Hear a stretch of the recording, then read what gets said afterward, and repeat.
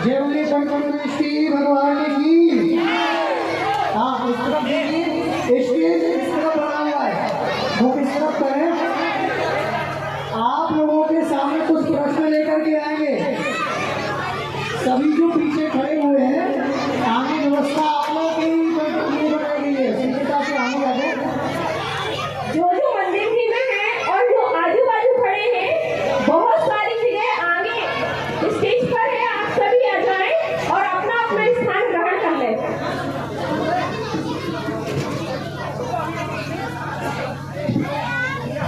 देखिए, सभी शीघ्रता करें, समय हो चुका है। फिर थोड़ा प्रश्न मंच भी हो जाए, भक्ति बहुत हो गई है ना। अब भक्ति के साथ में थोड़ी शक्ति भी जरूरी है और थोड़ा ज्ञान भी, है ना। कुछ प्रश्न इसी नाटक में से पूछे जाएंगे और उन प्रश्नों की गिफ्ट भी आपको मिलेगी। जो भी मंदिर जी में हो और पीछे की तरफ खड़े हुए हैं, आगे देखिए पूरा पांडाल जला हुआ है, आगे पूरा खाली है। यहाँ से और अच्छे से देखिएगा सभी को।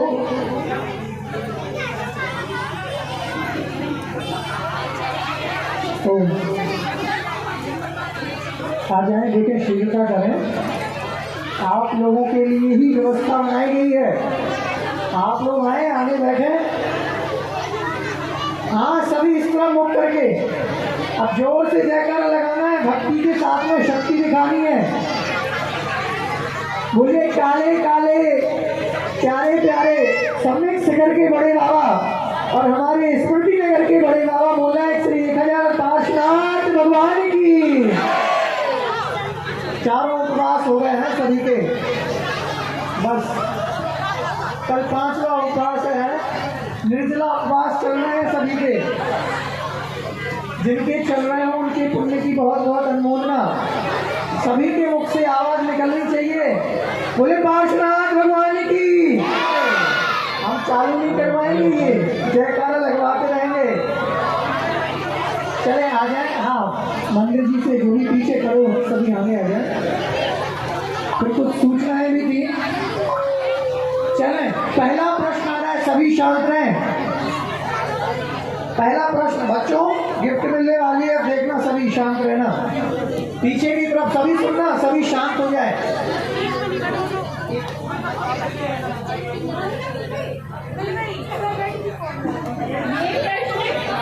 बच्चों से लेके बड़े तक सभी ध्यान से सुने।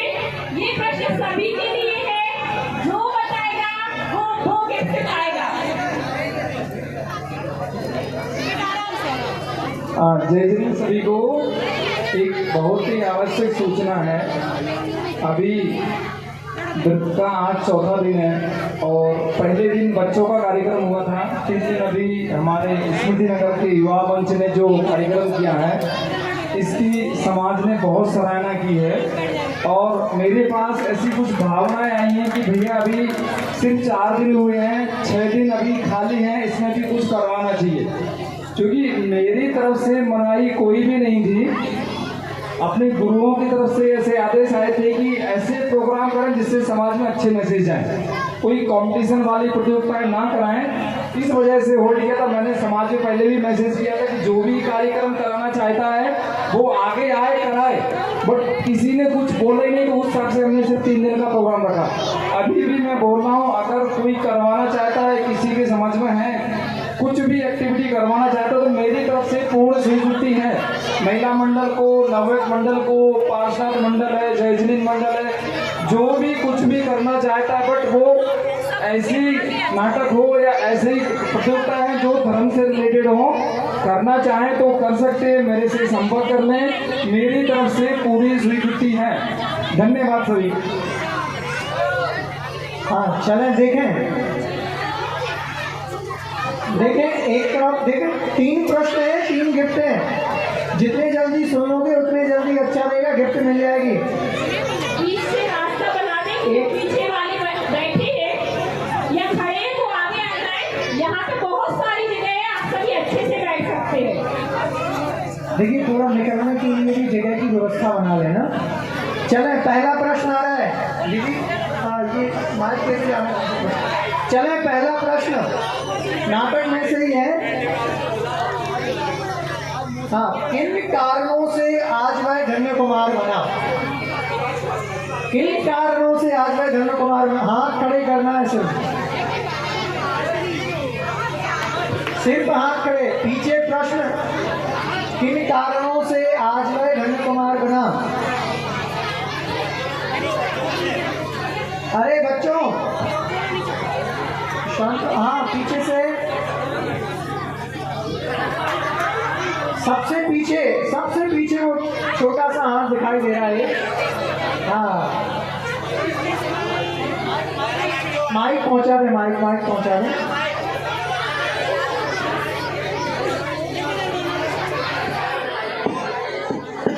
शीघ्रता से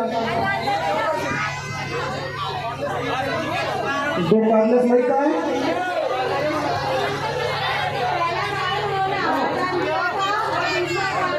तो माइक आगे बैठा लेगा, माइक।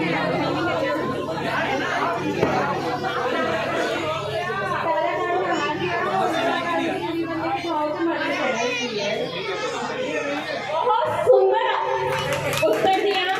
पहला तो उनने भाव खाए थे कि हम आहार देंगे, और दूसरा उनने भाव बनाए कि हम भी मुनि बने। इन भावों के कारण सिर्फ उनने भाव बनाए थे, ना उनने आहार दान दिया, ना ही वो मुनि बने। और उन्हीं भावों के अकेले दिखाने से उन्हें इतना धन प्राप्त हुआ है। आप आगे अपन देखते हैं और क्या क्या उन्हें प्राप्त होगा आज की इस नाटिका में।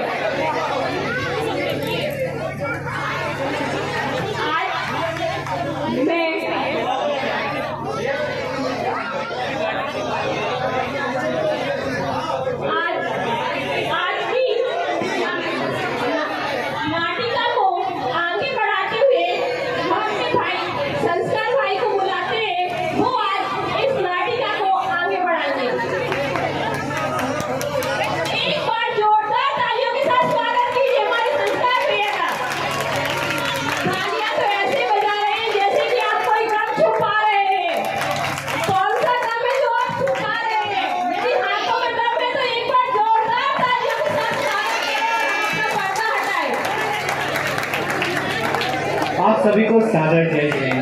तो जैसा कि आप और हम जानते हैं कि आज जो नाटिका 3 दिन से प्रस्तुत चल रही थी, अक्रत पुण्य से धन्य कुमार चारित्र की ओर, उस नाटिका का आज अंतिम चरण है। पिछले 2 चरण में हमने उस नाटिका के 2 भावों को देखा था। क्या थे वो भाव, क्या थी वो चेतना, क्या थे वो विचार और क्या थे वो भावना।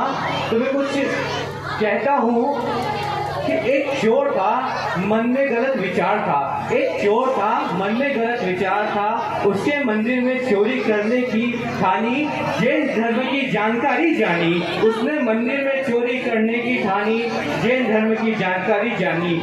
अपने भाव से वो विद्वान बना और जैन धर्म का पंचम लहराया। अपने भावों से वो विद्वान बना, जैन धर्म का पंचम लहराया। भाव गलत, विचार गलत। जब उसके मन का दिन नजदीक आया, तभी सेठ दोबारा आया और उसका खेल चौपट हो गया। उसके पश्चात जिस प्रकार से पहला भाव बीता, उसके विचारों, उसके गलत भावना, उसकी गलत धारणा के चलते उसके दूसरे भाव में उसने किस प्रकार से वो नर्क में जाता है, वो अपनी यातनाएं सहता है। उसके पश्चात जब उसका मनुष्य जन्म में जन्म होता है तो अकृत पुण्य बालक के नाम से वह जाना जाता है। जब उसने अकृत पुण्य बालक के जन्म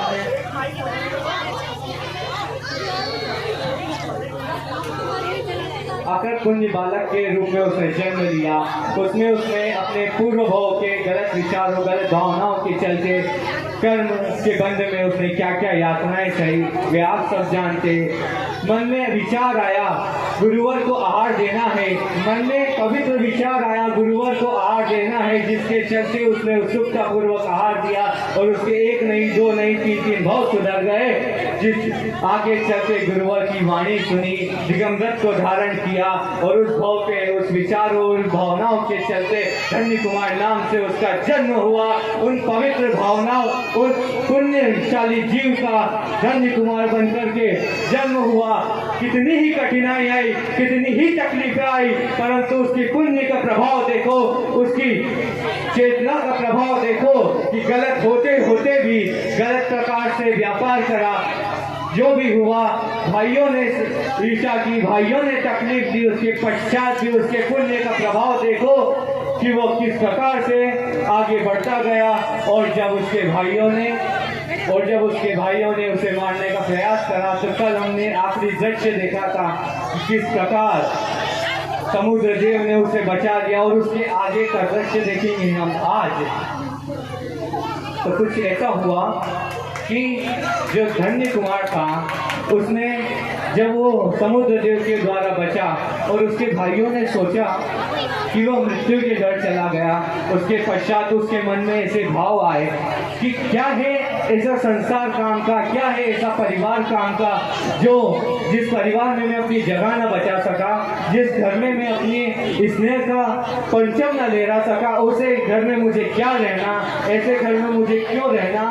और वो संपूर्ण संपत्ति, धन दौलत का त्याग कर वहां से चला गया। उसके आगे का दृश्य देखेंगे हम आज।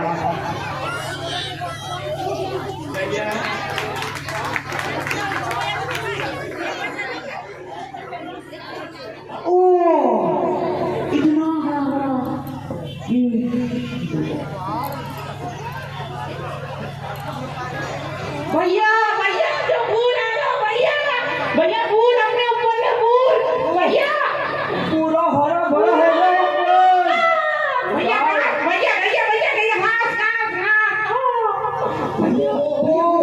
हरा भरा ऊपर। भैया भैया भैया जी जी जी भैया जो तुम बोल लो, भैया बोल लो, जो तुम बोल लो। और जोरदार तालियों के साथ आपके और हमारे साथियों का उत्सव वर्धन करते रहिए। भैया भैया भैया निकल गया भाई, गाओ गाओ भैया भैया ये जो भी ओ जिंदा है भाई, जिंदा है, जिंदा है भैया। सेठ जी के पास चले चले चले क्या परिवर्तन है ये? चलो जो सेठ जी के पास चलो, सेठ जी के पास, सेठ जी के पास चलो, चलो सेठ जी के पास।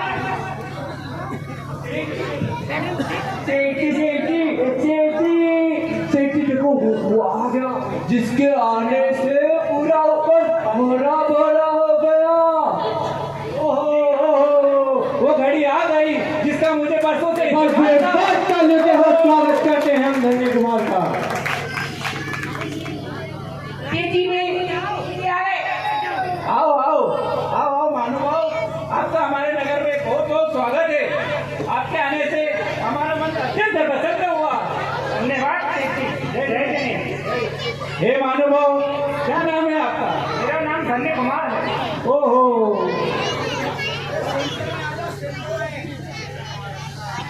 जैसा नाम वैसा आपका स्वरूप है। धन्यवाद। आपका नाम क्या है? मेरा नाम धन्य कुमार है। अच्छा, हे धन्य कुमार, हे पुत्री, ये धन्य कुमार है। इनके स्नान का और इनके आभूषणों का और नाना प्रकार के व्यंजन बनाए जाए इनके लिए, जी पिताश्री, अवश्य, जैसी आपकी आज्ञा। और इनका विशेष ध्यान रखा जाए। जी पिताश्री। और धन कुमार, आज से आप यह अपना घर ही समझे और यहाँ रहकर हमें प्रसाद करें। महानुभाव, मैं आपको जानता भी नहीं, फिर मेरे लिए इतना प्रयोजन क्यों? हे धन कुमार, 14 वर्ष पुरानी बात है, जब मेरी पुत्री मात्र 3 वर्ष की थी और 3 वर्ष की थी और यह उपवन पूरा उधार हो गया था। तब अवधिधारी मुनि महाराज ने कहा था कि यह उपवन जब कालांतर में एक व्यक्ति आएगा और यह उपवन पुनः हरा भरा हो जाएगा, अतः वही आपकी संपत्ति और पुत्री का स्वामी होगा। अतः आप इसे अपना ही समझे घर।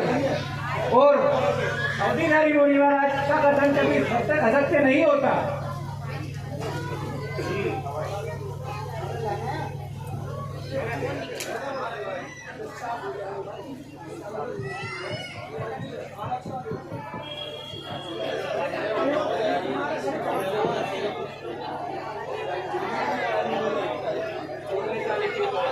तो जैसा कि आपने इस दृश्य में देखा कि जो धन्य कुमार था वो अपना घर छोड़ कर के किसी नगर में चले जाता है और वहाँ पर वो उस नगर सेठ से मिलता है और वो किस प्रकार से उसका स्वागत करता है। और वो सेठ बताता है कि 14 वर्ष पूर्व जब हमारी बिटिया छोटी थी तब कालांतर में एक मुनिराज ने उन्हें बताया था कि वो व्यक्ति जो पुण्य से भाग्यशाली होगा वो आएगा तब आपका संपूर्ण साम्राज्य का वो स्वामी होगा। तो उसके आगे का दृश्य हम देखते हैं। अब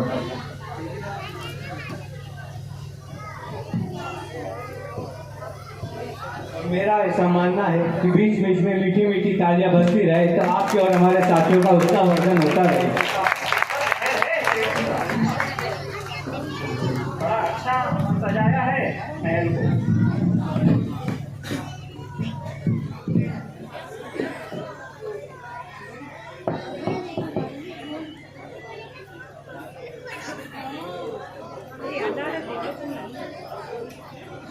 लीजिए श्रीमान, पानी पीजिए।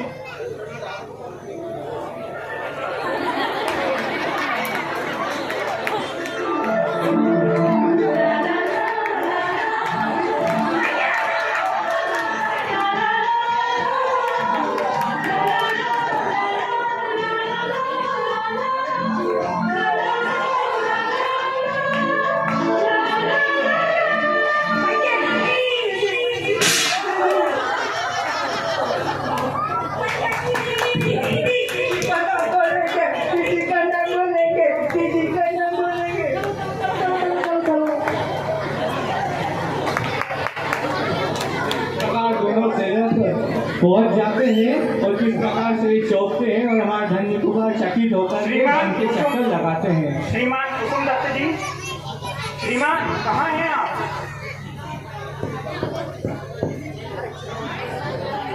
हेलो,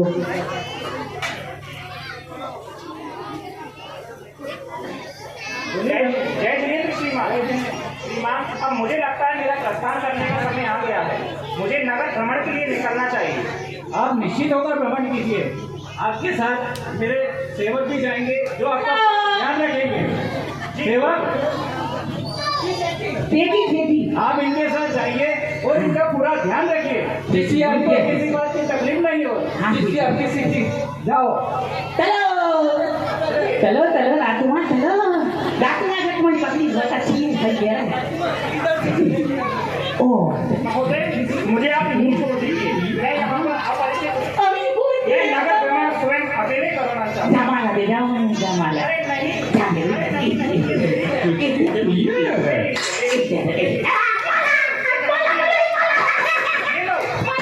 एक आप ही ले लो।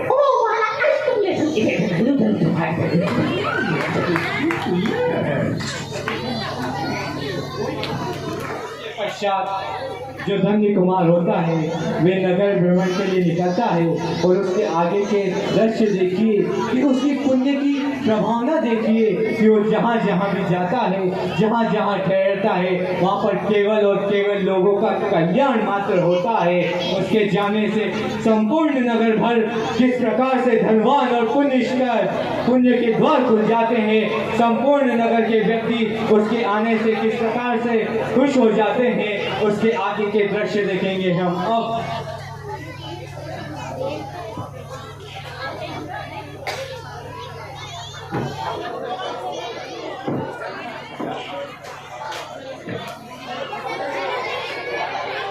अभी तक आपने देखा कि धन्य कुमार अपने पुण्य योग से जहाँ जाता है वहीं अटूट वैभव, अटूट संपत्ति, अटूट ऐश्वर्य को प्राप्त करता है।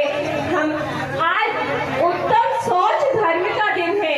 जैसे उसने अपने मन में सुचिता को धारण किया और जिस प्रकार से सुचिता उसके जीवन में आई, सुचिता से आप सभी बहुत अच्छे जानते हैं, मन को निर्मल करना, मन को अपने भोग विलास को छोड़कर त्याग की प्रवृत्ति अपनाना।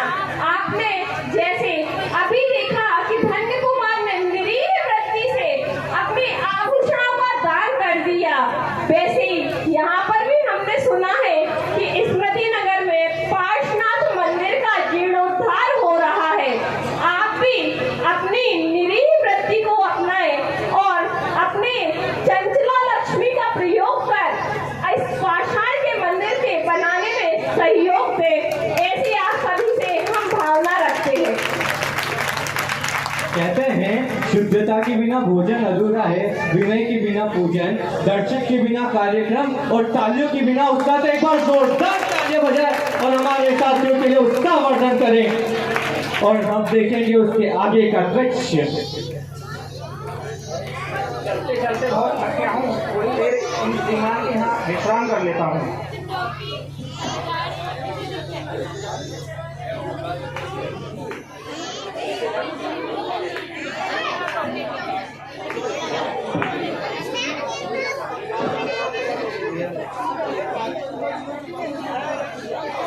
विवेक ये तो दो।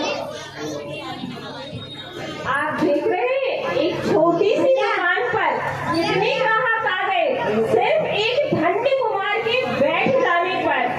ये है पुण्य का प्रताप कि जहाँ किसी की दुकान चलती नहीं, जहाँ ग्राहक आते नहीं और आज वहाँ ग्राहकों की लाइन लगी है, उसे यह भी गिनने टाइम नहीं कि कितना पैसा आ रहा है। ये देखिए आप सभी।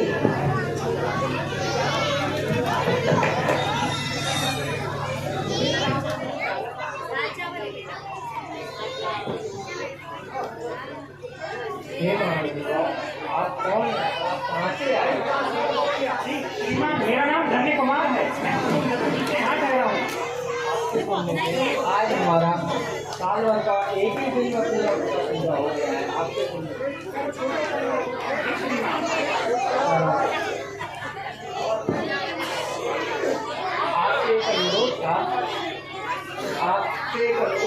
आप मेरी बहन से विवाह करेंगे क्या? श्रीमान, मैं अभी आपको कुछ आश्वासन नहीं दे सकता। मैं अभी नगर भ्रमण पर हूँ, किंतु आप निश्चिंत रहें, मैं आपको कुछ ना कुछ जवाब अपना कुछ टाइम में दूंगा, कुछ समय में दूंगा। जी बिल्कुल बिल्कुल। जय दिल्ली। कैसा पुण्य का योग है कि रूप सुंदर, गुण सुंदर और जो देखता वही मोहित हो जाता कि मैं अपनी पुत्री से विवाह कर दूं, मैं अपनी बहन से विवाह कर दूं। इस प्रकार आपने देखा कि धन्य कुमार जहाँ जा रहे हैं, जहाँ जहाँ भी अपने पग रख रहे हैं और सभी उनसे अपनी सुयोग्य वर समझ रहे हैं, उनसे अपनी पुत्री बहन का विवाह करना चाहते हैं। आप सबके भी घरों में बहन बेटियां हैं, आप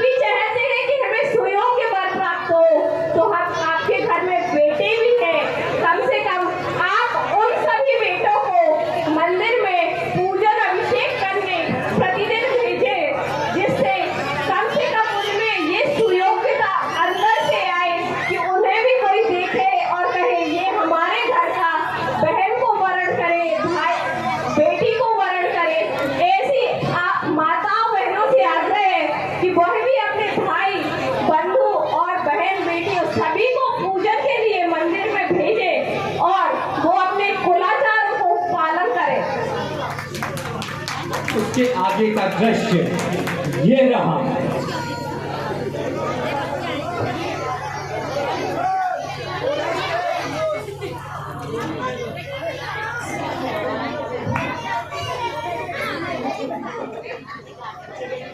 पुष्पवती, ये क्या कर रही हो?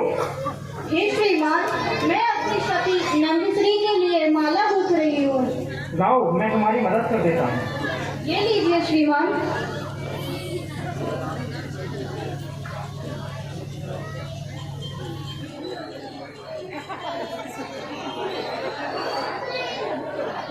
ये लो पुष्पवती, कैसी लगी ये माला? ये तो बहुत सुंदर माला है स्वामी। अब आप अपनी सखी को ये माला दे सकती हैं। जी अवश्य, उसको बहुत पसंद आएगी ये माला।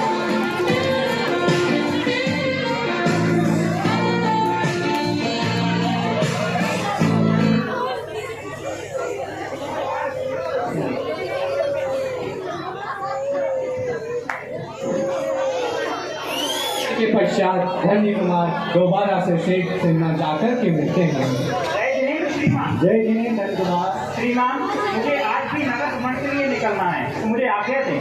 आप निश्चित होकर आइए और निश्चित होकर जाइए। आपको किसी से आज्ञा लेने की जरूरत ही नहीं, इसे आप अपना ही घर समझिए। जी, जैसे ये तो आपका बर्तन है। नहीं श्रीमान, ठीक। जय जिनेन्द्र।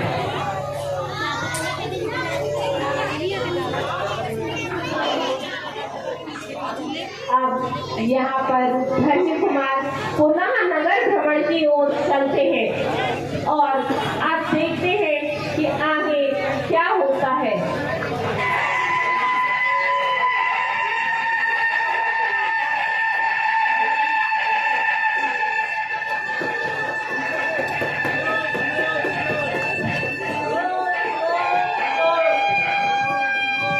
सुनो सुनो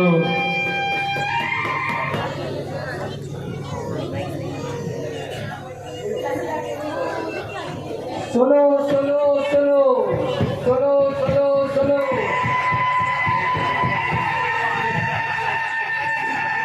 सुनो सुनो सुनो।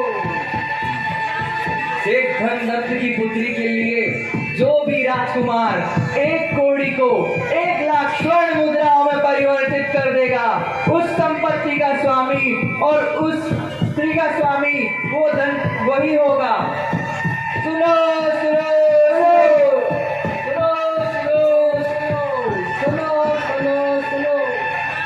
श्रीमान, मैं ये चुनौती स्वीकार करना चाहता हूँ।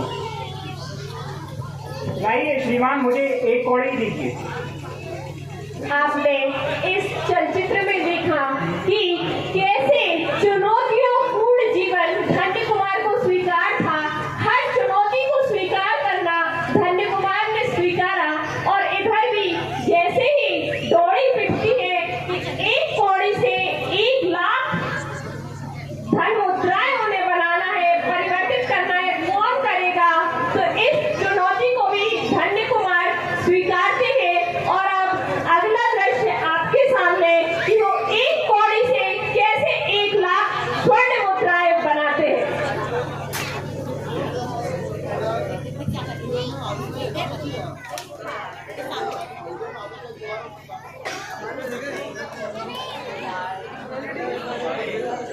जैसे तैसे मैंने 1 कौड़ी से ये माला तक तो आ गया था। अब ये माला को भी किसी को बेचकर 1 लाख स्वर्ण मुद्राएं देने हैं। निशान पास करो। कुछ ना कुछ योजना बनाना पड़ेगा। इस माला को बेचकर 1 लाख स्वर्ण मुद्राएं चाहिए मुझे। चलो इसको ही बेचकर। बहुत ही सुंदर माला है ये तो। इसका मूल्य क्या है? अरे श्रीमान, ये कोई ऐसी वैसी माला नहीं, बहुत मूल्यवान माला है। इच्छित माला है ये। दीक्षित माला? हाँ, इसको पहनने के बाद जो भी इसको पहनता है उसकी सारी इच्छाएं पूर्ण होती हैं। अच्छा, लाओ, इसका क्या मूल्य है? इसका मुझे क्या मूल्य चुकाना होगा? इसका कोई मूल्य ही नहीं लगा सकते महाराज। फिर भी अगर आपको चाहिए तो मैं आपको ये 1 लाख स्वर्ण मुद्राओं में देता हूँ। 1 लाख स्वर्ण मुद्राएं हैं आपके पास? कैसी छोटी बात कर रहे हो? मेरे पास 2 लाख स्वर्ण मुद्राएं। ये लो 1 लाख स्वर्ण मुद्रा। लीजिए महाराज। जैसे कि आप देखते हैं कि धन्य कुमार उस चुनौती को किस सहजतापूर्वक स्वीकार सारे काम करते बन हैं। जाएंगे मेरे इससे।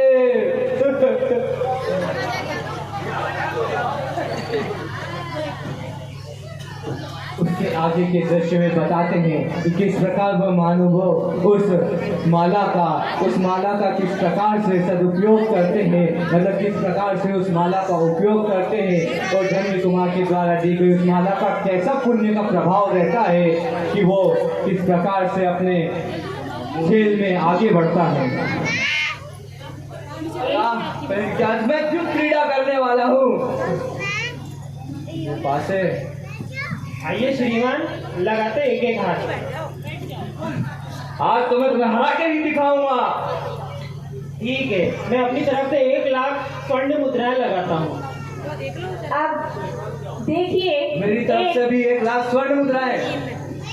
एक राजकुमार किससे द्रुत कीड़ा कर रहा है? द्रुत कीड़ा कर रहा है वो अभय कुमार से, जो आज तक कभी किसी से नहीं हारे हैं। ऐसे राजकुमार से वो जाकर द्रुत कीड़ा करता है, वो भी सिर्फ किस भरोसे से? माला से। मामा जी, नहीं, ये कैसी चमत्कारी माला पहनी है? किसने दी है तुम्हें ये माला? ये माला तो मैंने धन्य कुमार से खरीदी है। मैं आज तक किसी से कभी नहीं हारा हूँ, और आज तुमने मुझे हरा दिया। ये कौन सी मायावीर माला है? ये इच्छित माला है, जो मैंने 1 लाख स्वर्ण मुद्राओं का जो मूल्य चुकाया था, उस मूल्य वही मूल्य दे के मुझे ये माला प्राप्त हुई है। और किसने दी है आपको ये माला? ये माला मुझे धन्य कुमार से मिली है। आइए धन्य कुमार जी, आपके साथ खेलते हैं। अवश्य अवश्य, आइए। दोनों पुण्यशाली जीव आपस में खेलते हुए, किंतु आज धन्य कुमार का प्रबल पुण्य है कि आज वो द्रुत क्रीड़ा में एक इच्छित माला दी थी, उससे भी वो एक दूसरा व्यक्ति भी उससे पुण्य से जीता है। इस ऐसे पुण्य की एक बार जोरदार तालियों से सराहना करें। मैं 1 लाख स्वर्ण मुद्राएं लगाता हूँ। ये लीजिए मेरा दाव।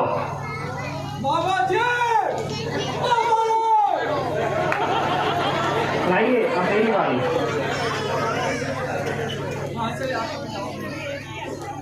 नहीं, मेरा दाव मैं खुद करूंगा। नहीं, लीजिए महाराज, आप तो हार गए 1 लाख स्वर्ण मुद्राएं। अब आप क्या दाव पर लगाएंगे? मैं अपना आधा राज्य दाव पे लगाता हूँ। अवश्य।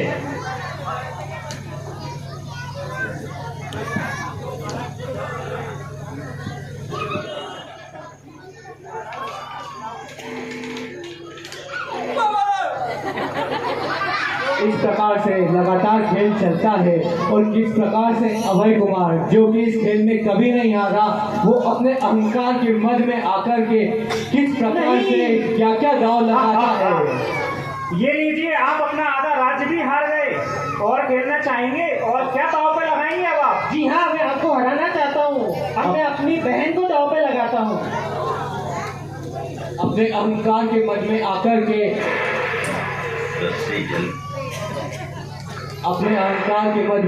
के अभय कुमार किस प्रकार से अपनी बहन को भी दांव में लगा देते हैं, अब देखेंगे। जल गई पर बल नहीं गया।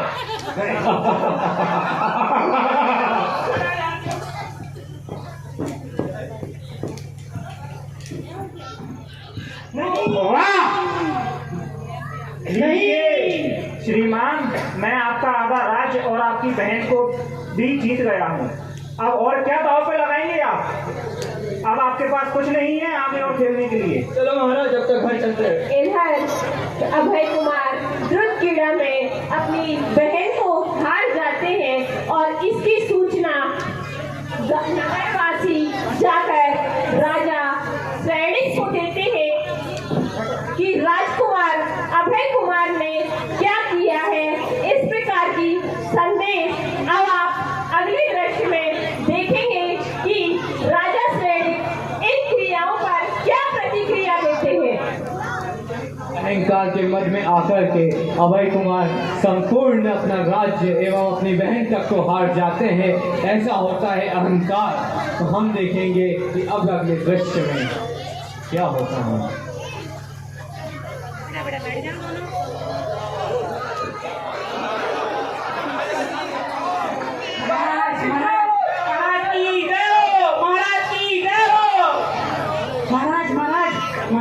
नाराज तो नहीं होगी महाराज। महाराज ये सेवक महाराज क्या कहना चाहते हैं? महाराज अभय कुमार आधा राज्य हार गए। ये क्या बात कर रहे हैं आप? हाँ महाराज हाँ, और तो और वो अपनी बहन को भी हार गए जुए में। क्या बात कर रहे हैं?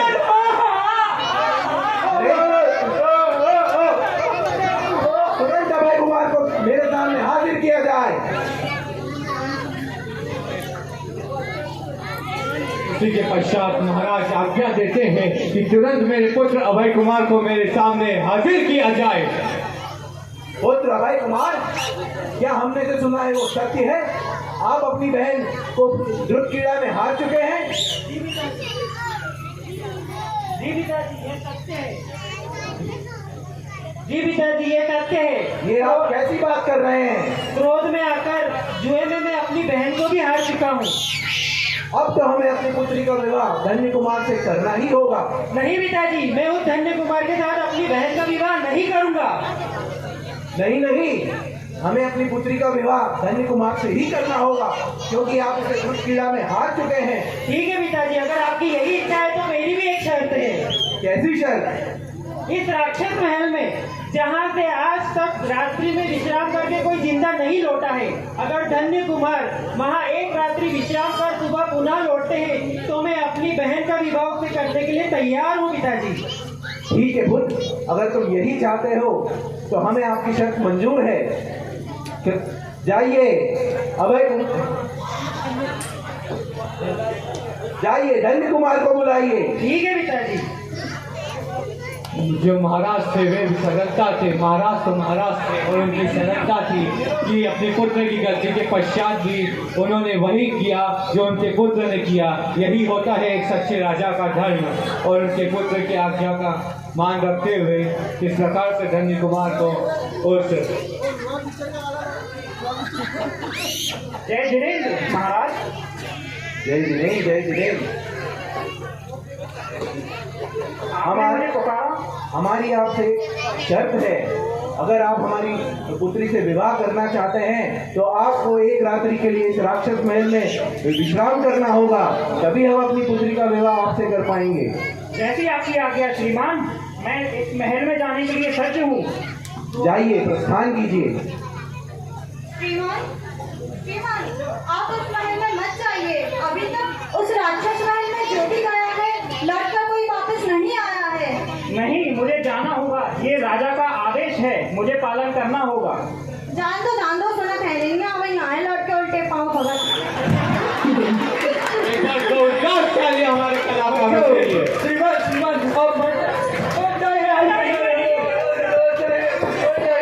नहीं, मुझे छोड़ो, मुझे जाना होगा। नहीं, मुझे जाना होगा। उनके सेवक उन्हें रोकते हैं।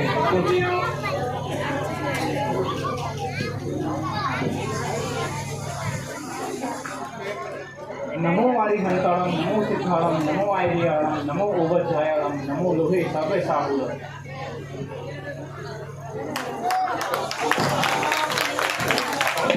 पुण्य हो प्रगल तो सारे देवता हो नतमस्तक। कौन हो तुम और यहाँ क्यों आए हो?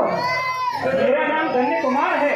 मैं यहाँ पर रात्रि विश्राम के लिए आया हूँ। क्या धन्य कुमार?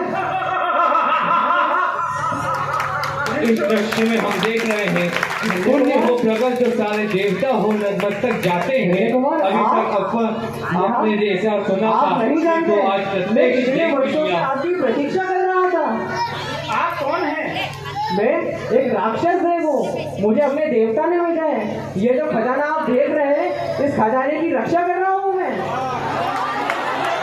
ये तो सभी कंकाल हैं। ये जो वो लोग हैं, ये उन लोगों के कंकाल हैं जिनका मान मैंने चूर चूर कर दिया। किंतु क्यों मारा आपने इन सभी को? क्योंकि ये आपका खजाना था। ये सब लोग इस भाव से आए थे कि सब विद्या दृष्टि है और ये खजाना लूट के ले जाना चाहते थे। ये भाव थे इनके। जिस प्रकार से आपने इस दृश्य में देखा कि एक सरल और पुण्यशाली जीव के, अभी तक हमने सुना था कि एक सरल पुण्यशाली जीव के नतमस्तक देवता भी हो जाया करते हैं, तो उसी प्रकार से इस दृश्य में हमने देखा कि किस प्रकार वह राक्षस देव धन्य कुमार के नतमस्तक होता है और उसकी किस प्रकार से सेवा करता है। एक बार जोरदार तालियां। ये खजाना पूरा आपका है धन्य कुमार, ये आपका है।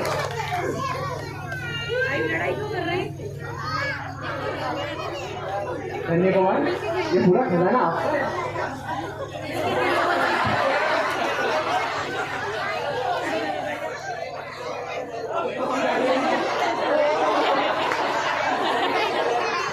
धन्य कुमार, ये पूर्ण खजाना आपका है। ये मुकुट, ये माला है, ये सब आपका है। किंतु मैं अब इतने सारे खजाने का क्या करूँगा? है धन्य कुमार। आप देख रहे हैं कि एक राक्षस जाति का देव भी धन्य कुमार को सुसज्जित कर रहा है, उस साम्राज्य का राजा बना रहा है कि जिस महल की मैं आज तक रक्षा करता था, आज वह आपके लिए समर्पित है। आप इस महल के अधिकारी बने, ये साम्राज्य आपका है। अभी तक तो मैंने सिर्फ रक्षा की है, अब आप इसका कार्यभार संभाले। देख रहे हैं किस प्रकार से तल्लीन होकर वह राजा की सेवा में लगा हुआ है। अब बहुत रात्रि हो गई है, हमें विश्राम करना चाहिए। और इस प्रकार पूरी रात्रि वह राक्षस जाति का देव जो बहुत अच्छे से उनकी सेवा करता है और पूर्ण विश्राम में उन्हें सहयोग प्रदान करता है। इस प्रकार से धन्य कुमार भी अपनी सेवा करवाता है। ये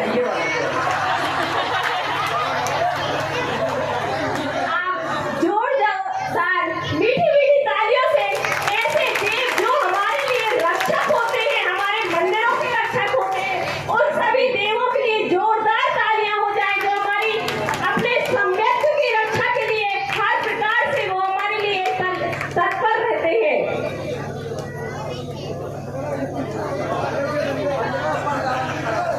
अब इस प्रकार वह पूर्ण रात्रि उसी महल में व्यतीत करता है और सुबह होने की प्रतीक्षा करता है। जो चुनौती उसे राजा ने दी थी, वह हमेशा ही चुनौतियों को स्वीकार करता है। आप देख ही रहे हैं, उसने बचपन से जब उसके भाइयों ने बावड़ी में कूदने को कहा तो वो कूद गया। जब एक पौड़ी से 1 लाख मुद्राएं स्वर्ण बनानी थी तो भी चुनौती स्वीकार की। अब राक्षस महल में रुकना था तो वो भी चुनौती स्वीकार की। जिसके पास सम्यक्त होता है, जिसके जीवन में जिन शासन होता है, वह हर चुनौती को स्वीकार करता है और हमेशा उसकी ही जीत होती है। वही हमेशा विजेता होता है जो अपने जिन शासन पर आस्था रखता है।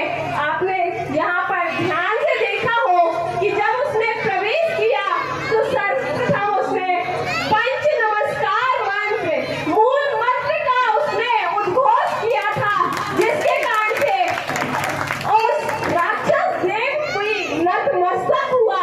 तो हम अपने जीवन में भी ऐसे मूल मंत्र को अपनाए, अपने जीवन को प्रताप करें। और आप देखते हैं आगे का दृश्य।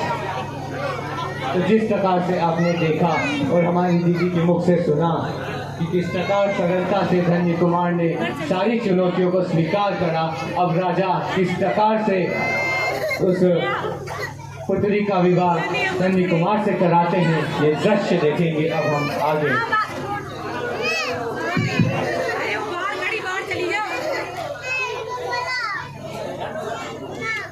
और अब मैं यहाँ पर उन नामों की भी घोषणा करना चाहूंगी जिन्होंने हमारे इस नाटिका में सहयोग प्रदान किया है। मैं उन सभी परिवारों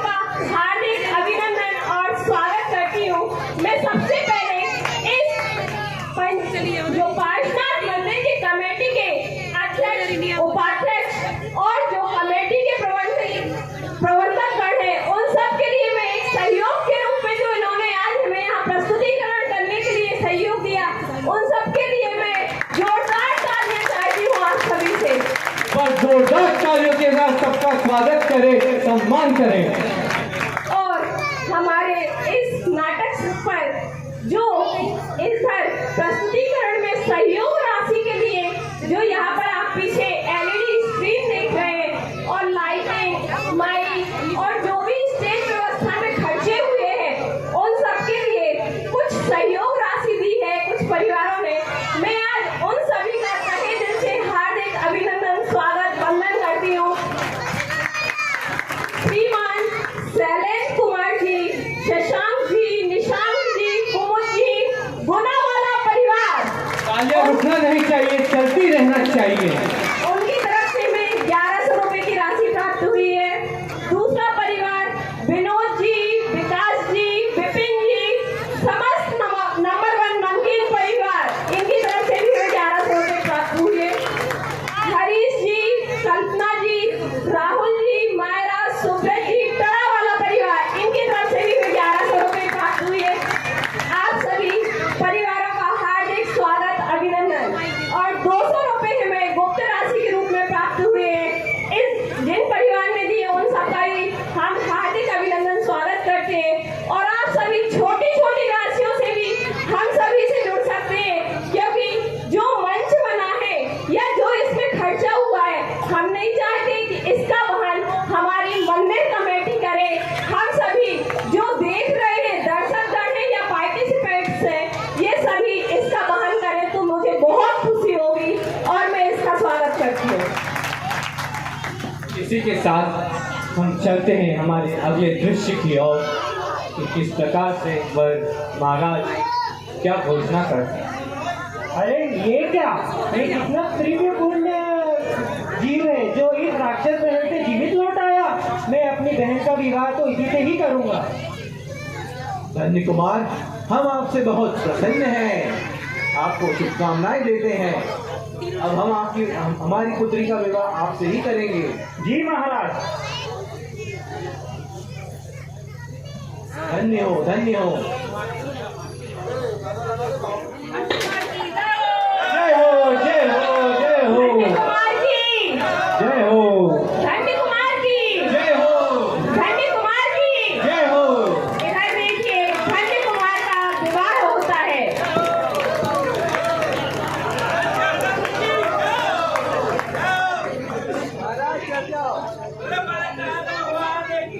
जय राजनाथ भगवान की, राजकुमार धन्य कुमार की।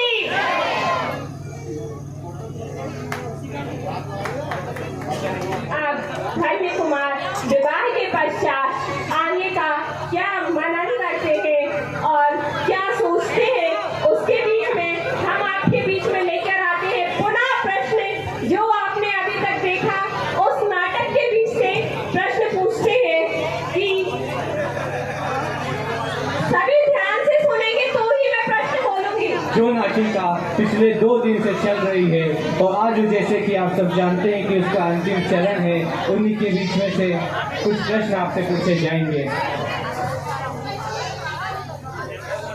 दूसरे भाव में धन्य कुमार का क्या नाम था? हैंड रेस करें, हाथ ऊपर करें। धन्य कुमार का दूसरे भाव में क्या नाम था?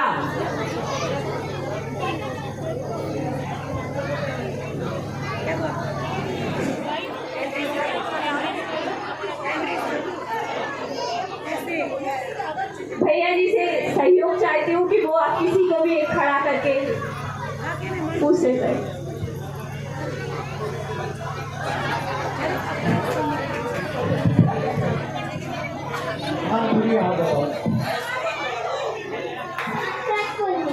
बहुत शानदार उत्तर। दूसरे भाव में धन्य कुमार का नाम था अकबर पुण्य। चल आ जाओ भैया जी से अपना गिफ्ट भैया जी छोटा सा मंच पर पुरस्कार आ जाएं। देकर के हम स्वागत करते हैं और सम्मान करते हैं और जोरदार तालियां बजती रहे। आप तो इसके पश्चात हम चलते हैं हमारे अगले दृश्य की ओर।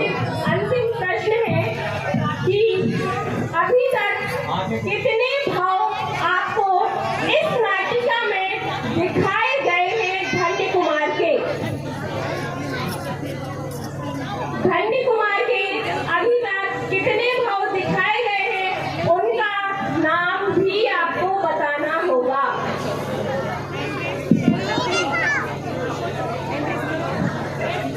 भैया आप ही सहयोग कर रहे हैं इस चीज में। अच्छा, पुरुष वर्ग सिर्फ आनंद ले रहा है कि सुन भी रहा है कोई? हाँ भैया, भैया आप पीछे। हाँ आप नहीं, आप सुनना ध्यान से, सभी सुनना। माइक दे दो, एक मिनट पीछे, एक मिनट ये दे दो।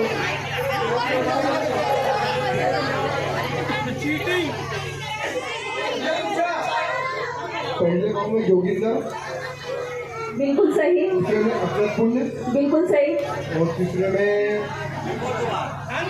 धन्य कुमार। ये गलत है, ये चीटिंग हुई है, मैं क्वेश्चन आउट करती हूँ। अब आप देखिए अगला प्रश्न।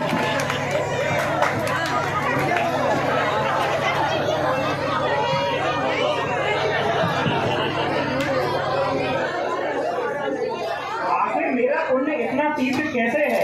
आखिर मैंने क्या किया है ऐसा? मुझे अपनी जिज्ञासा का समाधान मुनिराज से ही करना होगा। एक बार जोरदार तालियों के साथ स्वागत करें हमारे कलाकारों का। नमोस्तु महाराज जी, नमोस्तु। महाराज जी, मेरा नाम धन्य कुमार है। मुझे आपसे जिज्ञासा समाधान करना है। मेरा पुण्य इतना तीव्र क्यों है कि मैं जहाँ भी जाता हूँ मेरे हर काम बन जाते हैं, मुझे धन की प्राप्ति होती है, वैभव की प्राप्ति होती है। पूर्व जन्म में बहुत पहले एक चोर के रूप में जिन मंदिर में चोरी के भाव बनाए थे, जिस कारण से तुम्हें नरक गति एवं पर्यंत गति का बंध हुआ, परंतु कुछ समय पश्चात जब तुम्हें गुरु गति में वापस से जन्म मिला, तुम्हारा पुण्य अत्यंत क्षीण था, जिस कारण से तुम्हारा नाम अकृत पुण्य पड़ा। एवं कुछ समय पश्चात जब तुम धीरे धीरे बड़े होने लगे, तुम्हारा पुण्य क्षीण होने के कारण तुम्हें किसी भी प्रकार से धर्म लाभ नहीं मिला, परंतु कुछ समय पश्चात जब तुम्हें मुनिराज के आहार से अनुमोदना की, तुम्हारा पुण्य बढ़ने लगा। फिर उसके पश्चात तुमने व्रत लेने के भाव लिए नमकार मंत्र के साथ स्मरण देह त्याग किया, जिस कारण से तुम्हें स्वर्ग गति को बंद हुआ। स्वर्ग में भोग करने के बाद तुम्हें धन्य कुमार का जीवन प्राप्त हुआ। जिस प्रकार से तुम्हें ये सब भोगों की प्राप्ति हुई है। तो मुनि महाराज, मुझे लगता है कि अब मुझे और धर्म करना चाहिए, तो मैं अभी अष्टानिका महापर्व जो शुरुआत होने वाली है, मैं उस पर अनुष्ठान करना चाहता हूँ। आप आज्ञा दें और आशीर्वाद दें। जिस प्रकार से तुम जिन धर्म में आगे बढ़ोगे एवं इसमें अग्रसर होगे, तुम्हें उच्च गति का बंध होगा एवं तुम इसी कार्य में अग्रसर होते जाओ।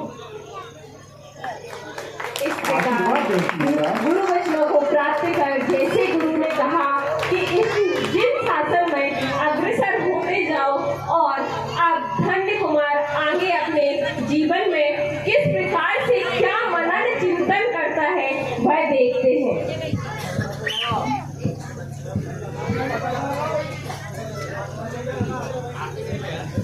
और अब धन्य कुमार कैसे अपने परिणामों को सजोता बोता बुनता उधेड़ता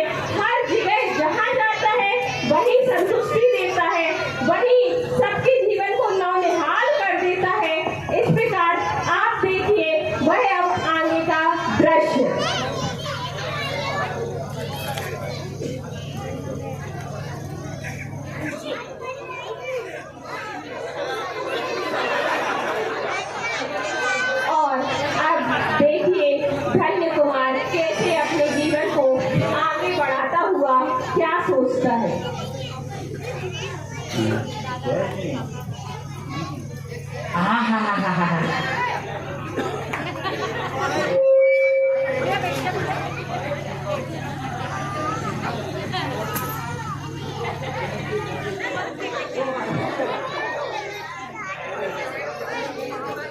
प्रकार से धन्य कुमार लगातार दान करता है और अपने पुण्य को और बढ़ाता है। पिताश्री, आप यहाँ, आपका ये हाल कैसे हुआ? अब तुझे क्या बताऊं बेटा, पुत्र मेरे, तू कहाँ था इतने समय से? पिताश्री, मैं घर से आ गया था और मैंने अपने वैभव से और अपने पुण्य से देख लिए आप सब सभी के लिए कितना अर्जित किया है, और माता और बाकी भैया कहाँ हैं? वो सब बेटा क्या बताऊं तुझे, हमारे पास जो भी धन जो भी वैभव था सब तेरे ही पुण्य से था बेटा। जब से तू गया है तब से हमारे घर में तो मानो दरिद्रता ने पैर पसार लिए बेटा, और तभी से हम दरिद्री होकर जीवन यापन के लिए यहाँ वहाँ भटक रहे हैं। पिताश्री, अब आप बिल्कुल निश्चिंत रहिए, ये सब आप ही का है। और माता और भाइयों के लिए मैं अभी सेवक को भेजता हूँ, वो ससम्मान उनको भी लेकर आएंगे। ठीक है बेटा। आप आइए, आराम कीजिए पिताश्री। आप देखते हैं कि एक पुण्यवान यदि घर छोड़कर जाता है तो कैसे दरिद्रता जीवन में आती है। इसीलिए हमें अपने भाई बहन बंधुओं से कभी बैर द्वेष नहीं पालना चाहिए। हमें अपने जीवन में हमेशा मैत्री भाव बनाए रखना चाहिए। सैनिकों, जाओ और मेरी माता और मेरे भाइयों को ससम्मान लेकर आओ। धन्य कुमार की सरलता देखिए, जिन भाइयों ने उसके साथ दुष्व्यवहार किया, जिन भाइयों ने उसे मारने का प्रयास किया, वो उन्हें दोबारा से बुलाता है और अपने परिवार को बचाता है। ऐसी ही सुचिता, ऐसी ही सरलता हमें अपने जीवन में आज उत्तम सोच धर्म के दिन अपनानी है कि जिस प्रकार से धन्य कुमार अपने जीवन में सरलता लिए है कि मेरे भाइयों ने जो किया वो उनने मेरे पूर्व कर्म के उदय से किया होगा, लेकिन आज मैं अपने भाइयों को अपनाता हूँ। इस परिवार में, इस महल में वो सभी रहेंगे। आज के इस धर्ममय वातावरण में जोरदार तालियों के साथ हम अपने प्रोग्राम को आगे ले जाते हैं। सुभद्रा, क्या हुआ? कुछ नहीं स्वामी। बोलो, क्या हुआ? तुम बहुत उदास लग रही हो। कुछ नहीं। अरे बताओ, इतनी उदास क्यों हो? मेरा भाई मुनि दीक्षा लेने का सोच रहा है, जिसके लिए वो निरंतर अभ्यास कर रहा है। जब वैराग्य के भाव आ ही गए हैं और मुनि राज बनने की उसने ठान ली है, तो उसमें अभ्यास क्या करना? वैराग्य आ गया है, वैराग्य का सोच लिया है, तो फिर मुनि दीक्षा ले लेना चाहिए। आपको आज जात तो कुछ है नहीं, आप बिना मतलब की बातें करवा लो बस।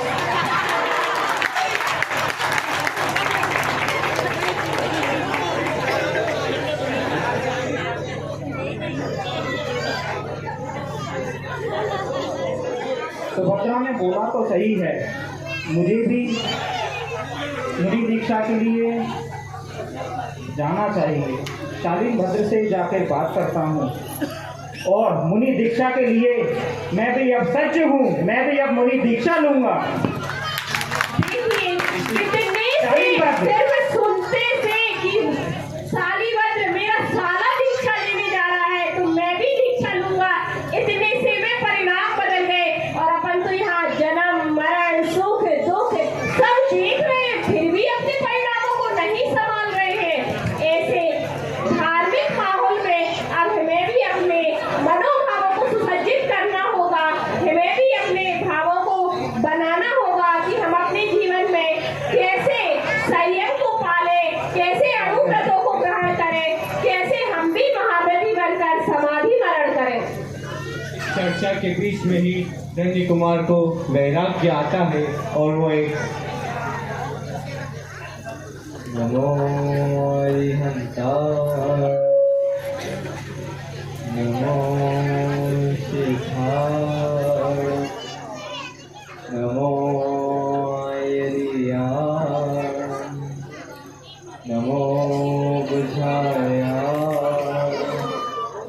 नमो इधर देखिए, धन्य कुमार अपने जीवन में वैराग्य धारण कर रहे जोरदार हैं। तालियां चलती रहे, मन में सोच रहे हैं, होता रहे। रंगीन जहाँ तक पाते हैं, सबका सागर लहराता है। इस पार खड़ा कोई, उस पार खड़ा कोई, हमको खींच बुलाता है। हम आज चले, कल तुम आओगे, परसों सब संगी साथी। दुनिया रोती धोती है, जिसको जाना वह जाता है। इस पार प्रभु तुम हो, इस पार गुरु तुम हो। तालियों के साथ सम्मान करते हैं। पार न जाने क्या होगा। गुरु का आश्रय लेकर धन्य कुमार भी अपने जीवन में वैराग्य को धारण करते हैं और इधर अपने जीवन के सर्वोच्च शिखर मोक्षपुरी में प्रस्थान करने के लिए आतुर होते हैं। इस प्रकार से उन्होंने अपना जीवन धन्य किया। धन्य कुमार मुनिराज बने। बोले धन्य कुमार मुनिराज की। इसी के पश्चात भगवान महावीर के समूह शरण में जाते हैं। वो देखेंगे हम अगला दृश्य।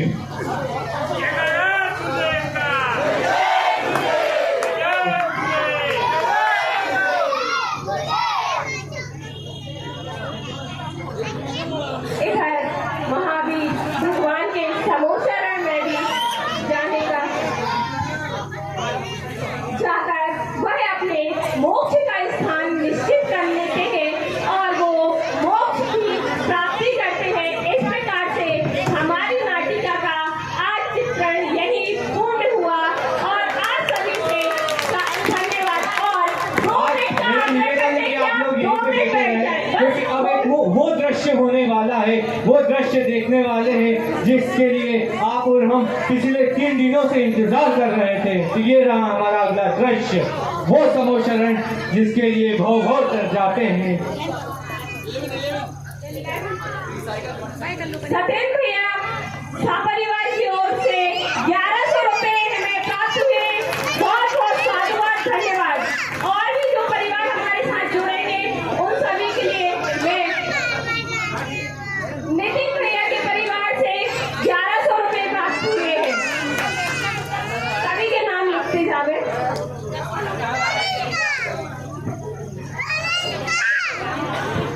भैया बहुत मेहनत करिए, थोड़ी दान राशि मंदिर के लिए हमें देना है।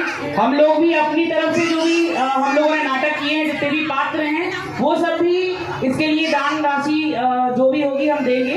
तो हम कोशिश कर रहे हैं कि इसमें मंदिर का तरफ भी कुछ भी नहीं लगे, जो भी लगे, जो भी खर्चा हुआ है। हमने सिर्फ एक बार बोला कि भाई साहब हमें एलईडी चाहिए। हमारे भैया ने 1 मिनट भी विचार नहीं किया, उन्होंने बोला एलईडी चाहिए, कितने का खर्चा है आप टेंशन मत लो, मैं दूंगा। तो मैं चाहता हूँ कि वो मंदिर का पैसा है, जो कुछ भी होगा हम लोग भी कंट्रीब्यूट करेंगे और साथ में अगर कोई और भी कंट्रीब्यूट करना चाहे तो जरूरी नहीं कि आप 1100 की राशि से जुड़े, आप 100 रुपए से लेकर आपकी मन इच्छा तक जितना आप चाहें आप जोड़ सकते हैं।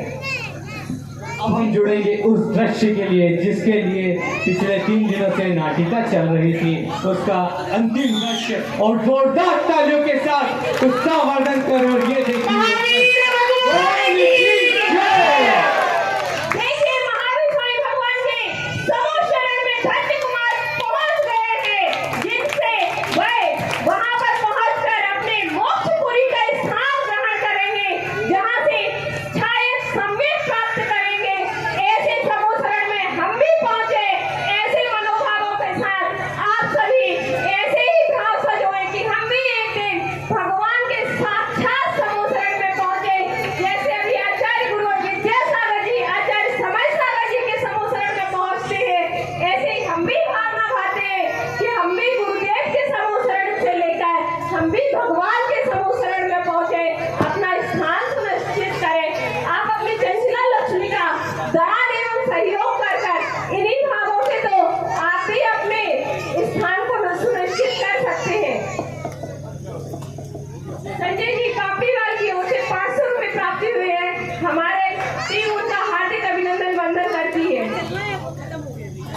तो जैसा कि मैंने प्रथम दिन कहा था कि वह उद्देश्य, वह भाव जिसके पीछे, जैसा कि प्रथम दिन कहा था कि वह उद्देश्य जिसके पीछे हम संपूर्ण जीवन कार्य करते हैं और उन कार्यों के पीछे क्या क्या कर्म करते हैं वे महत्वपूर्ण नहीं होते।